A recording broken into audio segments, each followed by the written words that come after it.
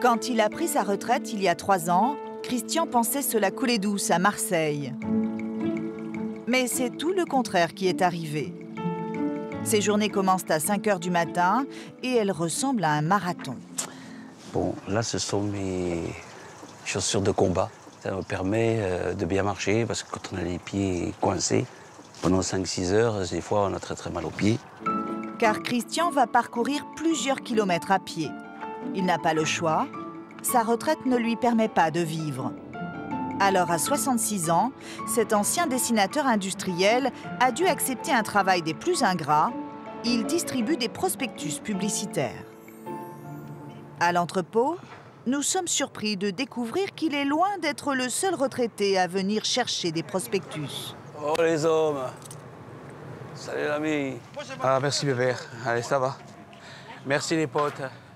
La société qu'il emploie est une des rares dans la région à recruter des seniors. Christian charge dans sa petite voiture près de 500 kilos de publicité.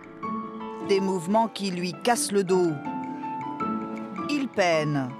Et pourtant, il est le plus jeune de cette bande de vieux travailleurs. Vous êtes un gamin par rapport aux autres? Oui, je ne sais pas si vous avez vu, mais ce sont tous des gens de certain âge qui sont tous à la retraite. Voilà, de toute façon, il y a quelques jeunes, mais ils ne restent pas. Ils restent 1 jour, 2 jours, des fois même pas une semaine, et après ils s'arrêtent. Beaucoup de retraités comme Christian ne songent plus à partir à la pêche ou même à voyager. Avec leur maigre pension, ils n'arrivent plus à joindre les deux bouts. La baisse du pouvoir d'achat, une espérance de vie qui augmente, des enfants toujours à charge sont autant de raisons qui poussent les retraités à reprendre le chemin du travail. Leur nombre a triplé en 10 ans. Il serait près de 500 000. Certaines entreprises tenteraient même de tirer profit de cette nouvelle main-d'œuvre, souvent plus vulnérable.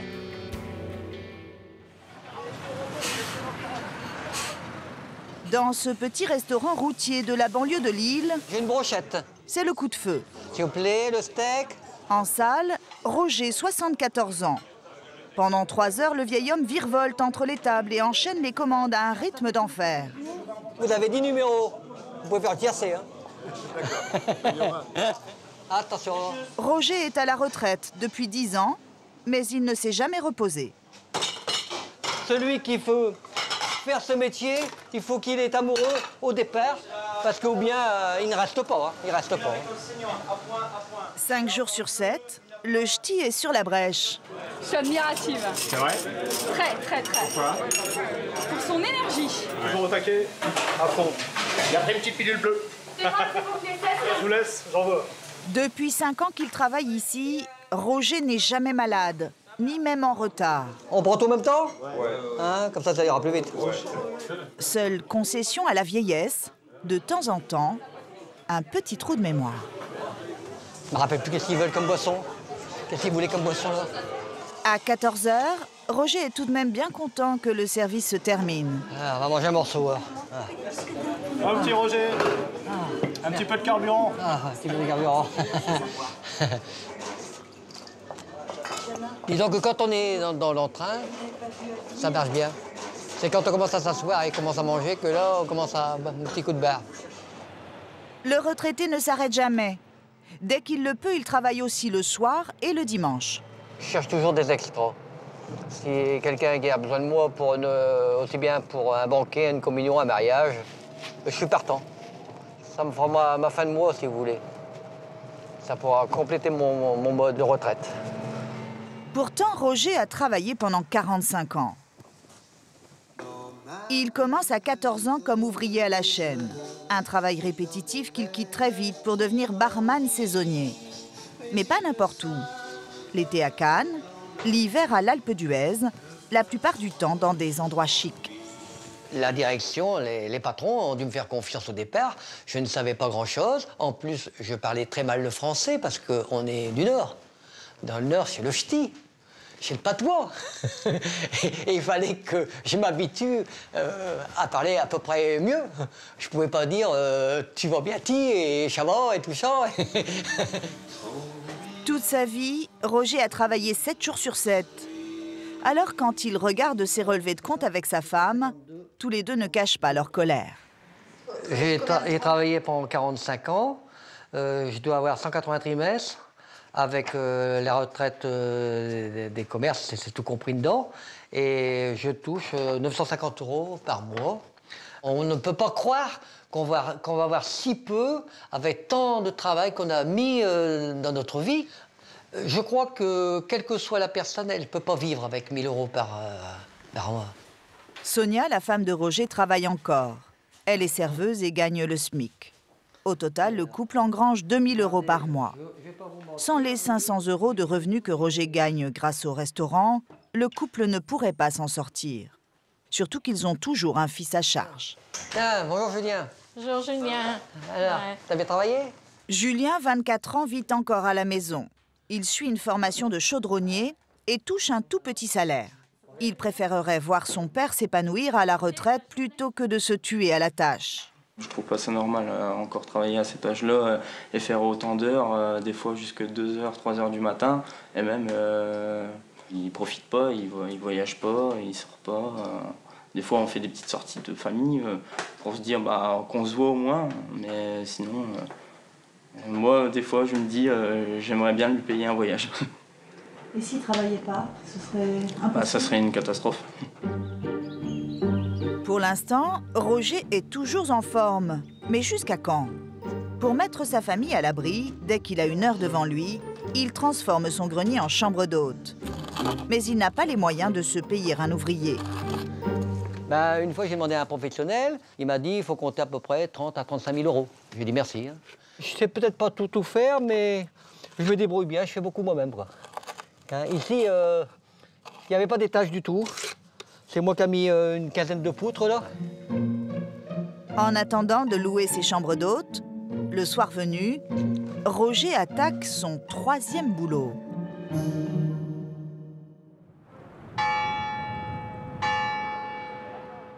À Marseille, Christian, l'ancien dessinateur industriel à la retraite, commence la distribution de près de 13 000 prospectus.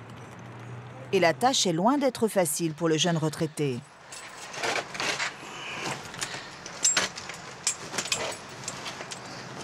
Pèse combien votre chariot, là, à peu près? Au moins 80 kilos. Voilà. Là, donc, je commence ma distribution, qui est dans mon premier secteur. Voilà, je reviendrai pour le reste. Ça n'a l'air de rien, mais porter des prospectus à bout de bras pendant des heures est épuisant à son âge. J'ai, comme ça, au moins une quarantaine d'entrées.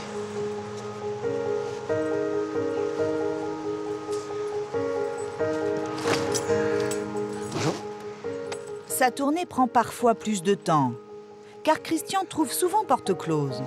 Voilà, malheureusement, comme ça arrive souvent, personne ne veut me répondre. Des portes fermées et des réflexions désagréables. Les habitants supportent mal ces prospectus qui encombrent leur boîte aux lettres. Ça fait des tonnes de papier comme ça, même le concierge il rouspète sans arrêt, mais il dit je peux rien faire.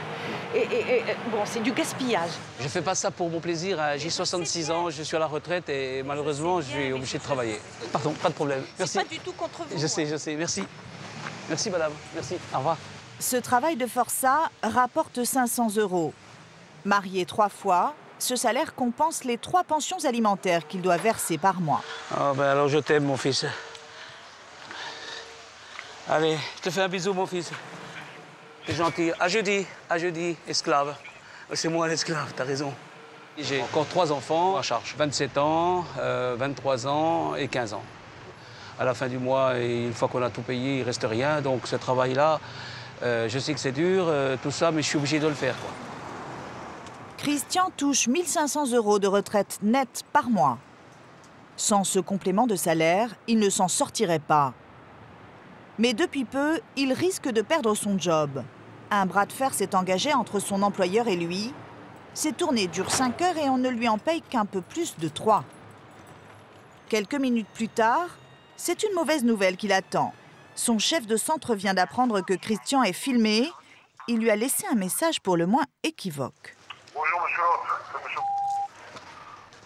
Dites-moi, c'est pour vous dire de passer aux ORM6 et de leur dire que, n'oubliez pas de leur dire quand même que si quelqu'un bosse sur le retraité, il n'y en a pas des masses. À rien plus tard.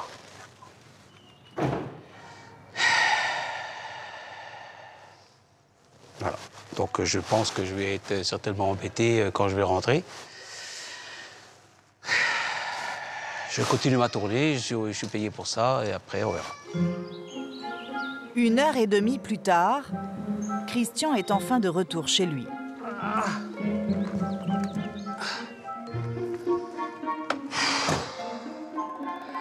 Voilà. Départ 7h, debout 5h, départ 7h, arrive à la maison 12h15. Aujourd'hui, le retraité a gagné près de 40 €. Mais selon lui, il aurait dû en toucher 50. Je m'en fiche de travailler, ça m'est complètement égal. Quand je dois faire 10 heures, l'essentiel, c'est que quand je fais 10 heures, je vais te payer 10 heures. Quand j'en fais 5, je vais payer 5. Quand j'en fais 30, je vais te payer 30. D'après sa directrice des ressources humaines, Caroline Wilkrose, il se peut que le salaire des retraités soit minoré. Une raison à cela, il serait plus lent à se déplacer et la société n'aurait pas à supporter ces heures supplémentaires. Le problème, c'est que ça dépend du rythme de chacun. Donc c'est vrai que peut-être la population retraitée va être plus touchée parce qu'ils ont un rythme inférieur. Si vous voulez, ils vont moins vite. Maintenant, nous, notre politique, c'est pas de leur refuser de travailler. On pourrait aussi dire, maintenant, vous n'allez pas assez vite. Et donc, nous, on prend que des jeunes, actifs, qui vont vite. Christian leur réclame 18 000 € d'heures supplémentaires. Comme lui, à Marseille, 16 autres retraités ont attaqué la société au prud'homme. Dans le Nord, Roger s'apprête à démarrer son 3e travail de la journée. Bon ben voilà, je vais y aller. Hein, je vais y aller. Roger, vous êtes très élégant. Ah ben là, c'est pas une brasserie, hein, c'est gastro. Hein. C'est pas pareil, c'est pas la même clientèle. Hein. Le soir, il est serveur dans un restaurant chic de la région. Une table réputée pour sa cuisine haut de gamme, dite moléculaire. C'est le cocktail maison, à base de Grand Marnier. Quand il est arrivé pour faire un remplacement, le chef le trouvait trop vieux.